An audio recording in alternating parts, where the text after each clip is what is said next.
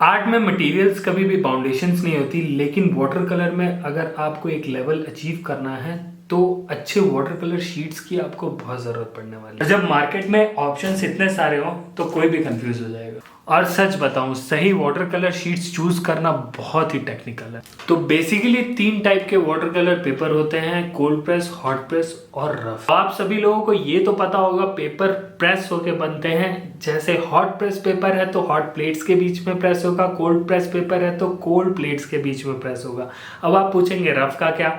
Rough को वैसे का वैसे ही छोड़ दिया जाता है सूखने के लिए और उस पर रफ टेक्सचर आ जाता है। तो ऑब्वियसली आप लोगों ने आयरन का यूज तो किया ही होगा। जब गर्म आयरन रहता है तो सिलवटें कपड़ों की खत्म हो जाती है। ठीक इसी तरीके से हॉट प्रेस पेपर में सिलवट बिल्कुल खत्म हो जाती है, मतलब बिल्कुल स्मूथ पेपर होता है। और कोल्ड प्रेस में थोड़े से टेक्सचर्स होते हैं, वहीं रफ सरफेस जो होता है वो बिल्कुल रफ होता है। तो नॉर्मल ड्राइंग पेपर्स आते हैं वो वुड पल्प के बने होते हैं, मतलब कि सेलुलोज, और ये वाटर कलर के लिए बिल्कुल भी सूटेबल नहीं होता। वही वाटर कलर शीट्स में कॉटन मिक्स्ड होता है जो कि वेरी कर सकता है 0 to 100%, और यही कारण है जो इसे स्ट्रॉन्ग बनाता है, ज़्यादा देर तक वाटर को होल्ड करने के लिए केपेबल करता है, जिससे आप ओवरलेइंग कर सकते हैं। जबकि नॉर्मल पेपर जिसमें सेलुलोज मिक्स होता है बहुत ही जल्दी टियर हो जाता है।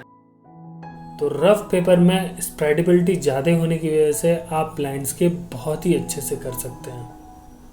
तो अगर वाटर कलर में कोई भी नया है तो मैं रिकमेंड करूंगा कोल्ड प्रेस पेपर यूज़ करने के लिए, क्योंकि ये मीडियम सरफेस है, इसमें बहुत ज़्यादा एक्सपर्टीज़ की ज़रूरत नहीं होती है।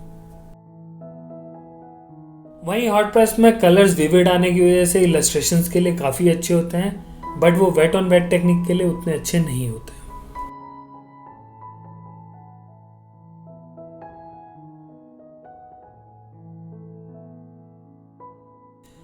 रफ पेपर पे आप टेक्सचर बहुत अच्छे दे सकते हो, वही कोल्ड प्रेस पे उससे थोड़ा कम और हॉट प्रेस पे बिल्कुल नहीं।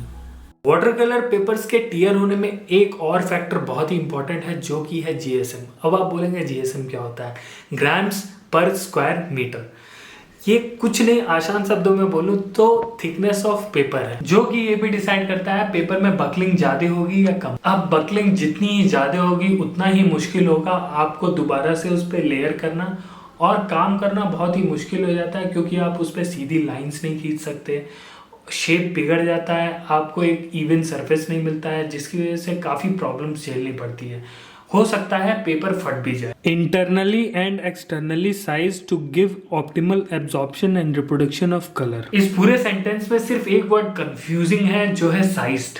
साइज्ड का मतलब साइजिंग से कोई भी लेना देना नहीं है। साइज्ड एक प्रोसेस होता है जो जेलेटिन, ग्लू और स्टार्च के थ्रू किया जाता है पेपर के ऊपर, और इससे ऑब्टेन होता है optimal absorption and reproduction of colour. मतलब आपका जो भी पिगमेंट होगा वो पेपर के अंदर नहीं जाएगा, वो पेपर के सरफेस पे रहेगा, जिससे कि आपकी ड्राइंग वाइब्रेंट और कलर्स बहुत ही अच्छे से पॉप करें। अगर आपके पेपर्स प्रॉपर्ली साइज नहीं है तो कलर सूखने के बाद आपकी पेंटिंग डल दिखने लग जाएगी। तो कई सारे लोग मिक्स मीडिया पेपर भी यूज करते हैं, लेकिन फिनिश्ड वर्क और प्रोफेशनल वर्क के लिए मैं मिक्स मीडिया पर्सनली नहीं रिकमेंड करूँ। हाँ, प्रैक्टिस के लिए यूज कर सकते हैं। तो वाटर कलर पेपर्स रोल्स में आते हैं, लूज शीट्स में आते हैं, स्पिरल्स में आ सकते हैं, पैड्स में आते हैं और ग्लूड पैड्स में आते हैं।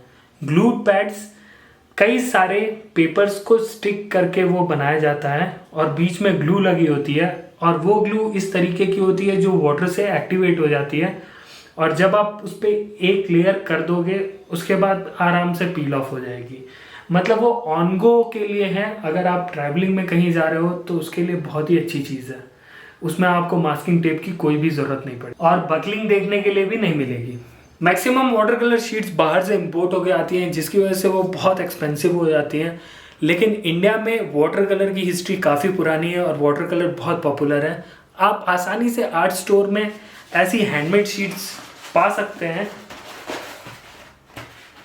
जो कि आप डिफरेंट साइजेस में कट करके यूज कर सकते हैं, और ये शीट आपको 15 रुपीज से लेकर 70 रुपीज तक इजीली अवेलेबल हो जाएगी। तो अभी भी 70% लोग ऐसे हैं मेरे चैनल पे जो मेरे वीडियोस रोज देखते हैं लेकिन सब्सक्राइब नहीं कर रहे हैं। भाई सब्सक्राइब कर लो यार, प्लीज यार सब्सक्राइब कर लो, 1 लाख जल्दी से कंप्लीट कर लेंगे प्लीज।